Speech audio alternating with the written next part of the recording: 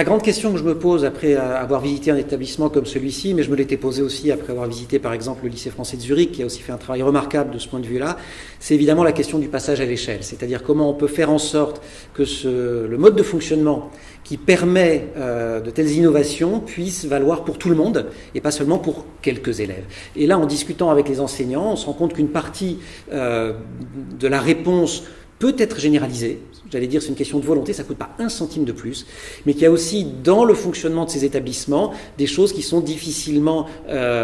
diffusables, et notamment le fait que les enseignants choisissent de venir travailler dans l'établissement sur la base d'un projet partagé, que l'établissement choisit de les faire venir sur la base d'un projet partagé également,